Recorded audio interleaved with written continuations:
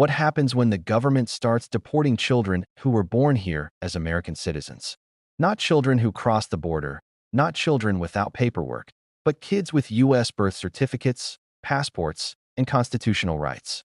If that sounds impossible, buckle up, because it's already happened. Families followed the rules, checked in with authorities as they were told, and within 24 hours their kids were on a plane, sent to another country with no chance to speak to their lawyers. The story you're about to hear isn't just shocking. It's a warning about how fragile citizenship can become when due process is thrown out the window. It began with a case that stunned everyone who heard it. Citizen being removed from the country. Without objection, so ordered, and I recognize Mr. Correa for 5 minutes of questions. Thank you, Mr. Secretary. First of all, Secretary Noem, welcome to this committee. Had the honor of hearing testimony from Secretary Kelly, Secretary Mayorkas, and of course you. Welcome. We all have the same interests, which are protecting Americans, American taxpayers, as we move forward in our jobs. And I want to say that your testimony, my colleague from Louisiana, and myself have the same interests, which are to protect Americans, especially to protect children, especially to protect American citizen children. That's where my concern is, Madam Secretary, that your administration, I believe, has consistently violated the law by denying due process to U.S.-born American children. Under your watch, you've deported American children, U.S.-born children. Some of the examples, I only have 5 minutes to talk about, but I'll come back to the case that was described or discussed a little while ago, which was 2 American children, 4 and 7, were put on a plane with their mother, sent to Honduras within 24 hours of being detained. There was an attorney involved. And we're debating right now the issue, as if you stated, that the mother wanted the child to go with her, but there was an attorney involved. That person was not consulted. That family was denied the opportunity to talk to that attorney. The attorney was there. What is wrong with asking the attorney? You've got a family that had been checking in, following ICE direction. Check in, bring your family to check in. They weren't let out. That happens in my district all the time. Families check in ICE. If ICE determines they should be deported, do you know what we do? I call ICE and I say, give them 30 days. Some of these families have been in this country 20, 30 years. Give them 30 days to get their situation in order. Make sure that they figure out how to keep their American children in the U.S. Give them the opportunity to make an educated decision on the lives of American citizens. In this case and other cases, ma'am, you have split-second decisions to make a decision on those children. And you, Madam Secretary, also make split-second decisions based on whatever coerced discussion you're having with that mother. And I say coerced because when you're scared to death, your life is about to change, and you've got an attorney next door that you will not permit that family to consult with that attorney, you got an issue. Case number 2, 2-year-old American daughter, also deported to Honduras. They were also denied access to their lawyers. According to her lawyer, ICE prevented the mother from speaking to the lawyer or anyone else in the family. 2-year-old American citizen. Can't we slow it down and just take a moment before they're deported in 24 hours? The mom didn't want the daughter to stay in the United States. They may have had relatives in the United States, family. Even the own Trump-appointed federal judge overseeing this case has said that he had a strong suspicion that the government just deported a U.S. citizen with no meaningful due process. Madam Secretary, I think we're all in agreement here. Let's go after MS-13. Let's go after drug dealers. Let's go after Tren de Grúa. The bad folks who hurt my community as well as everybody else's community. But I fail to see where a child, 2-year-old, 4-year-old, 7-year-old children could be on your top of priorities for deportations. This is still America. Due process, the Fifth Amendment. Madam Secretary, I know ICE agents. I deal with them all the time. I've toured the southern border. blue uniforms, green uniforms, talking to them about what they need to do the job. More than happy to have that discussion with you, publicly or privately, but deporting U.S.-born children, ignoring their attorneys, take a deep breath. You've been here 20, 30 years. A lot of the times back home, when I ask the ICE agents, give them 30 days, you know what? Without fail, that person comes back or self-deports. We can do better. Madam Secretary, I'm going to ask you one last question in 9 seconds. You're under oath. Have you fired, retired, dismissed any DSA agents that have not followed your policies? What kind of agents, sir? DHS, DHS Homeland Security agents. Yes. Specific law enforcement officers? Yes, ma'am. Officers under your watch. I haven't given any specific orders to any law enforcement officers under the Department of Homeland Security. So there are, within the Department of Homeland Security, 280,000 employees. 47,000 of them are Coast Guard individuals. So, 230,000 individuals are employees, and we're very proud of the work that they do. Thank you, Mr. Chairman, for recognizing that it's Police Week. We have many agencies that have law enforcement officers in them that get up every single day to serve their communities and to make sure that our laws matter and that they're enforced appropriately and that no one... A 2-year-old American daughter, born right here in the United States, was deported to Honduras alongside her mother. According to the attorney involved, that toddler's rights were ignored completely. The lawyer was right there, trying to speak to the family, but was blocked by immigration officers who insisted the deportation would go forward. Imagine that, a lawyer in the building, a family terrified, and a child holding U.S. citizenship papers still placed on a plane. Even more disturbing, a federal judge later admitted he had a strong suspicion that the government had just deported an American citizen without any meaningful due process. And yet, despite the weight of that statement, nothing stopped the deportation, nothing reversed it, nothing brought that child back. But that wasn't the only story.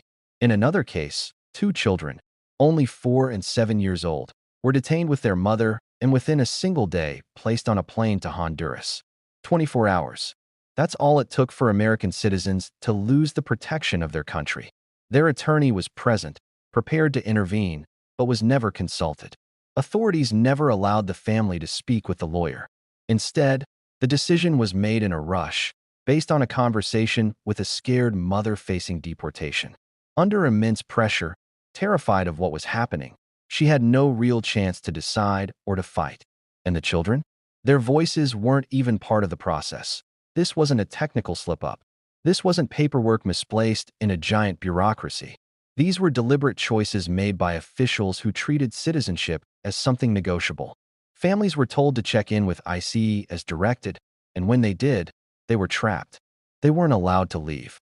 They weren't given 30 days to make arrangements, as many compassionate agents often allow. They were locked in, silenced, and sent away with no chance to defend their children's rights. Families that had been here for 20 or 30 years suddenly saw everything collapse in a single day. The American dream dissolved not because they broke the law, but because someone in power decided to deny them time and access to counsel. And then came the moment when the outrage finally spilled into Congress. Representative Lou Correa didn't mince words. He brought the receipts, the cases, the proof, and he looked the Secretary of Homeland Security in the eye and said plainly, "Under your watch, American children have been deported without due process." No spin, no political theater, just a devastating statement of fact. He described what had happened, explained the failures, and demanded answers. His tone wasn't fiery for effect. It was heavy with the weight of knowing he was describing children whose lives had already been upended. The secretary, however, dodged. Instead of grappling with the reality that U.S. citizens had been deported, she shifted the conversation to numbers. She talked about 280,000 employees, 47,000 in the Coast Guard, 230,000 in other roles. She praised the dedication of her staff, thanked them for serving, and reminded the room it was Police Week. All of it sounded patriotic, official, even heartfelt, but none of it addressed the question. None of it explained how toddlers born in America ended up in Honduras.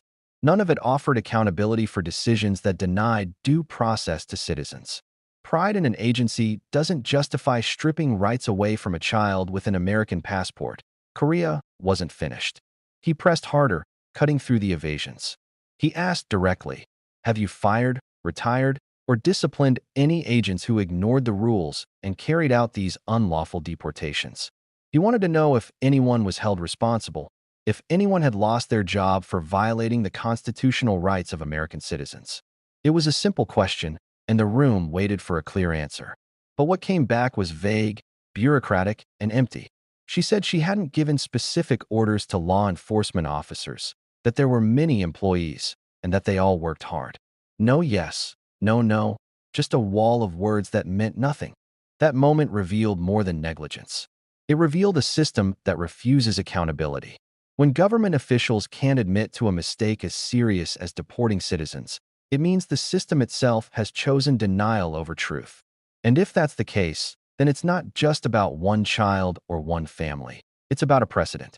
Because once the government decides it can deport citizens without consequence, what line is left? If it can happen to a toddler, could it happen to anyone who finds themselves in the wrong place at the wrong time? The Fifth Amendment to the Constitution guarantees due process. It's not optional. It doesn't come with exceptions based on fear, stress, or split-second decisions. It applies to everyone, and that includes children. Deporting U.S. citizens without legal consultation is more than an immigration mistake. It's a direct violation of the Constitution. And when that violation happens repeatedly, it stops being an accident and becomes a policy, whether spoken or unspoken. Citizenship cannot mean anything if it can be erased in 24 hours by the decision of an officer who blocks a lawyer from entering the room. This is where the crisis deepens. Because deporting children isn't about enforcing law and order. It's about erasing the very foundation of law. We're told constantly that enforcement is about protecting Americans. But what do you call it when the very Americans you're supposed to protect are deported? When children who should be safeguarded by the system are instead treated as disposable paperwork. You don't protect a country by sending its own citizens into exile. You don't defend freedom by denying toddlers the rights written into the Constitution. And yet, here we are. Families shattered, children placed on planes, lawyers silenced, and government officials pretending none of it happened. The message this sends is chilling. Citizenship is conditional, fragile, and vulnerable to the whims of bureaucracy. That should terrify everyone, regardless of where you stand politically. Because once you allow the deportation of citizens to go unchallenged, you open the door to stripping rights from anyone. So what kind of country are we becoming? A nation where citizenship doesn't protect you? A place where due process exists only on paper, but not in practice? Think about the long-term consequences. If the rights of children can be ignored today, then what happens tomorrow? What happens when the precedent expands, when more families are caught, when more lawyers are blocked, when more judges admit suspicions but shrug their shoulders? That's not just a slippery slope. It's the dismantling of the very identity of America. And this is why Representative Correa's words matter so much.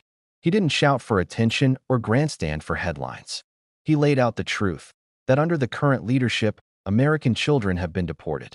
He called it what it was, a violation of law, a violation of due process, a violation of the Constitution.